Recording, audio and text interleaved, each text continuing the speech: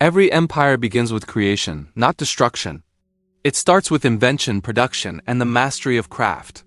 From the Roman forges that shaped iron legions to the British textile mills that clothed the world, the heart of every empire beats in its industry.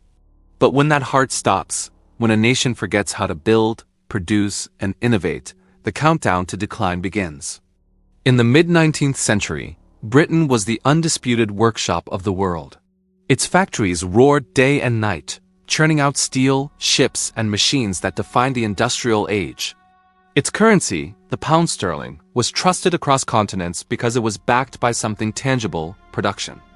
The empire's might wasn't just measured in colonies or battleships. It was measured in the hum of machinery and the smoke that poured from its chimneys. But by the 20th century, something shifted.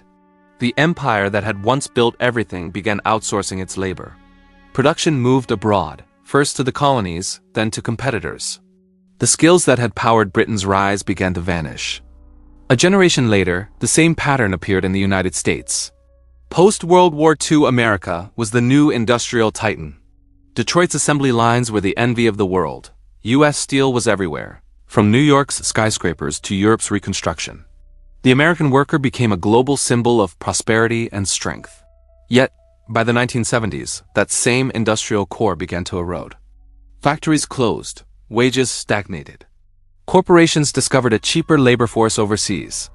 The logic was simple: why manufacture at home when production abroad costs less? The results were catastrophic. By 2000, America's share of global manufacturing had collapsed. Detroit, once called the arsenal of democracy, turned into a wasteland of rust and empty streets. What replaced it? Finance. Speculation, the illusion of growth built on numbers instead of products. Wall Street replaced Main Street. The empire's power shifted from steel to spreadsheets, from engines to algorithms. But no empire has ever survived by moving paper instead of goods. And history shows us the same script repeating over and over. The Roman Empire too once manufactured the finest armor and weapons in the known world. But as it grew wealthy, it began importing from its provinces, then from rival territories. The empire became addicted to cheap goods, just as modern superpowers depend on imports from Asia today. The result was the same: dependency. A hollow core hidden under the illusion of power. By the time an empire realizes it has lost its industry, it's already too late. The factories are gone, the workers are gone, and the knowledge, the deep, generational craft that once built everything, has vanished. What remains is a nation of consumers, not creators. And every empire that reaches this stage follows the same tragic rhythm: denial, substitution, and collapse.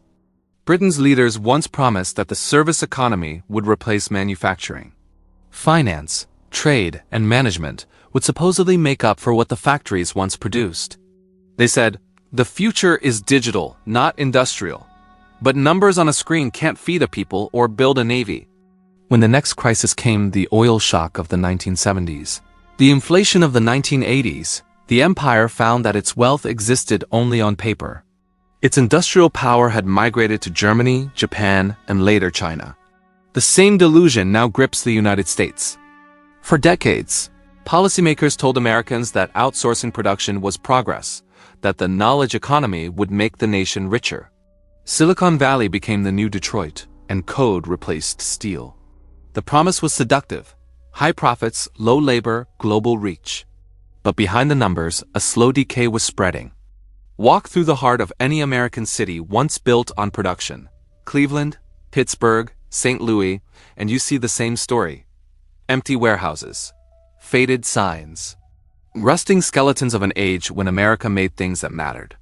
And in their place, coffee chains, offices, financial firms, industries that shuffle money, not materials.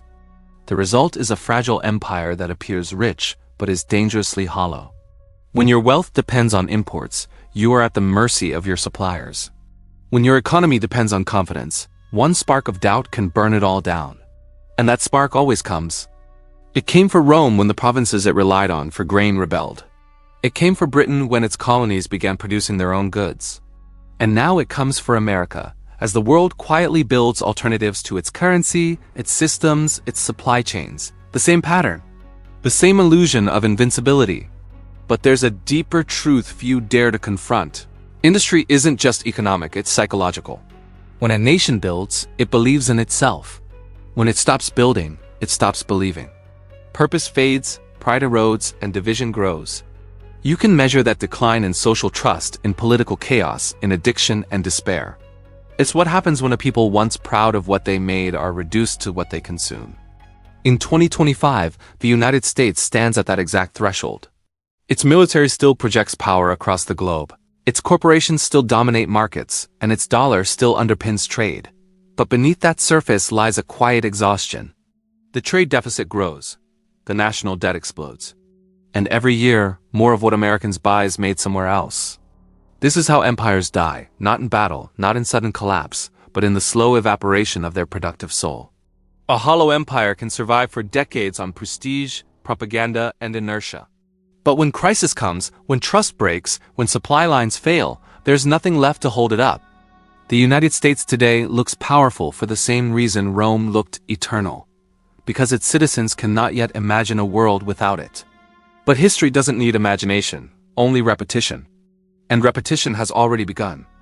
When an empire stops producing, it starts dying, not instantly, but quietly, like a heart that slows until it forgets how to beat. The final stage of decline is never announced with gunfire or conquest. It comes through spreadsheets, imports, and deficits. It comes when the empire forgets the one law that has never changed. You cannot consume more than you create forever. In 2025, the United States stands exactly there, between illusion and reckoning. For decades, the illusion has been carefully maintained. Skyscrapers still rise, markets still soar, politicians still boast of growth. But beneath the surface, the engine is gone. The factories that once made America unstoppable have been replaced by service jobs, financial speculation, and digital distraction. The country that once exported power now exports promises.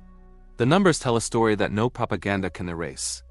The US produces less than it consumes, borrows more than it earns, and imports nearly everything it depends on, from medicine to semiconductors.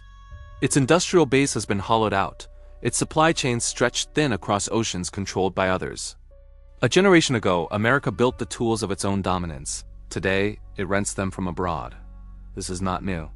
Spain did the same when it stopped making and started importing, believing that its gold could buy everything forever. Britain followed when it let its colonies do the work while London traded papers. The Soviet Union collapsed not when its tanks failed, but when its factories stopped running. Every empire at its peak replaces creation with consumption, and every empire pays the same price: implosion. The first symptom is financial. Debt becomes the empire's oxygen. The second is social. Division replaces unity. And the third is moral. Comfort replaces ambition. By the time a nation notices all three, it's too late. The gears that built it no longer turn. Today, the United States runs on credit, not confidence. The dollar remains powerful not because it is strong, but because the alternatives are not yet ready. But history has never rewarded complacency. Once the world finds a replacement, and it will, the dollar's fall will be swift. The reserve currency that bought time for generations will suddenly buy nothing. The danger isn't only economic. It's civilizational. When people no longer build, they stop believing in the future. The working class that once powered the American dream has been replaced by a debt class, trapped in loans, buying products made overseas, living in a system where creation has no reward. The skills that once defined the nation, innovation, engineering,